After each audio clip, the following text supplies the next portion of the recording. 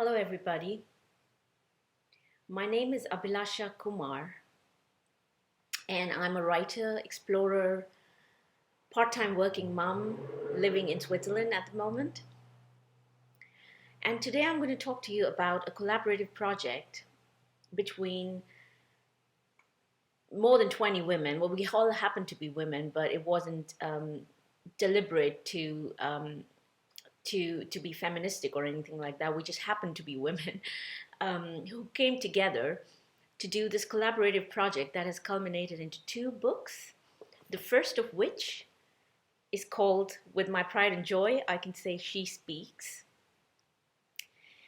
This is a collection of 20 short stories from women of Indian origin all around the world. It's let's go back to 2018. That is when a friend of ours, her name's Brindarika Bose, a very creative artist and um, an inspiration to all of us. It was her brainchild, and she brought us all together on this forum. Initially, it was a digital forum, and then some of us even met personally.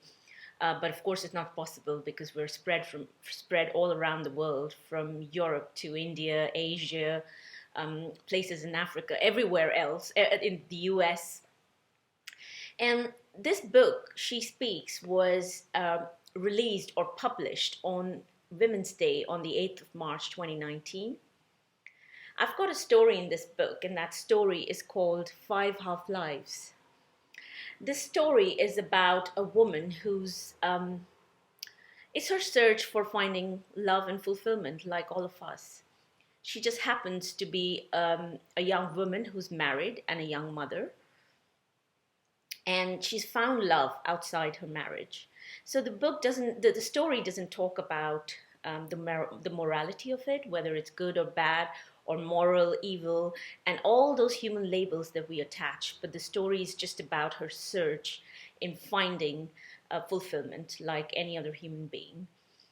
And what happens when she tries to piece together these fragmented pieces, the pieces of her life that became fragmented when she got into this relationship.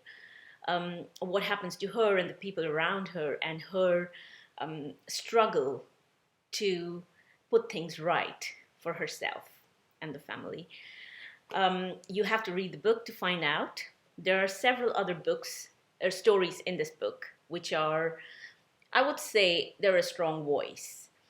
They're a woman's voice. It's not, I think, fair to say that it's feministic, or there is an attempt to find a strong voice, because I think in this day and age women have a voice, and it's not that we're struggling to be heard over a patriarchal system or anything like that. I don't believe that that's the space we're coming from.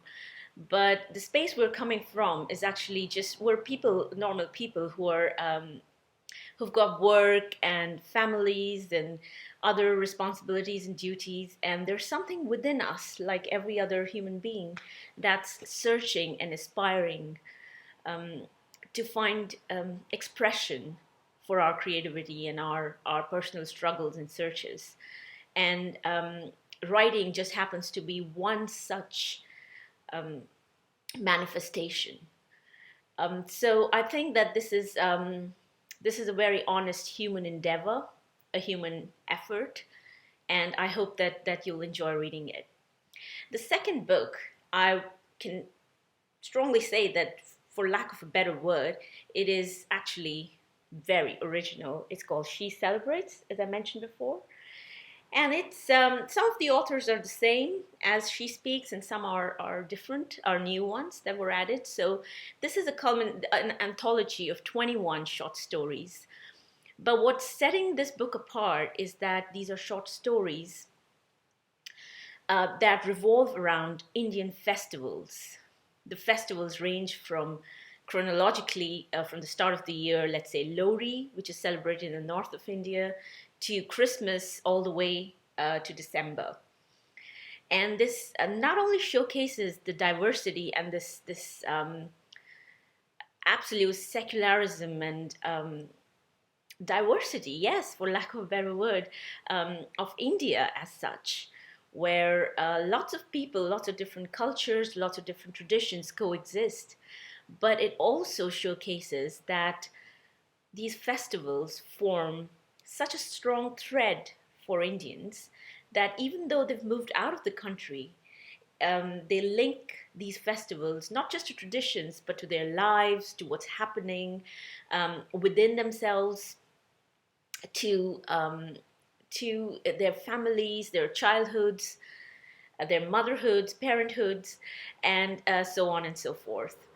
But also, it's not just short stories. You will also find illustrations by some by the authors themselves, and some by the very talented Ashwati Menon, who's kindly compiled the illustrations, and also some favorite recipes that reflect some of the dishes or the food, which is so big, such a big theme in India. Food ties us all together. So it's got recipes that are linked to the festivals, or made usually around the festivals that the author is talking about. And as I said, it's a collaborative project.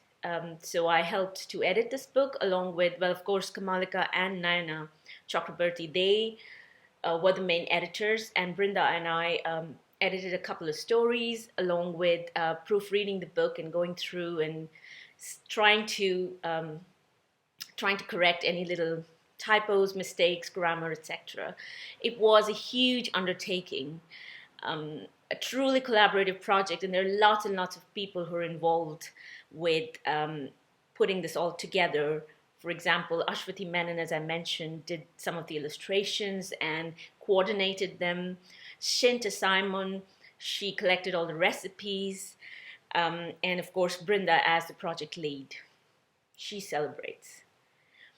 And last but not least, I've got a story in this book as well, which revolves around my favorite festival, Diwali, which usually falls around the second new moon after the autumn equinox. So it's usually celebrated in the autumn, another favorite time of the year for me. Diwali is, as most of you know, and for those of you who don't know, it's the festival of lights. And so the story, it's called Light Came In. The story is not just about what happens around the festival, and I've actually deliberately not mentioned all the traditions and the mythology and the stories around Diwali, which is actually bringing light into your life. The victory of good over evil, light, love, and happiness into your life, prayers for the same. But I've deliberately structured the story around metaphorical light. So the light that's within all of us, and finding, and it's a young woman's quest for finding that light within herself and dispelling the darkness that she thought was around her life at that time.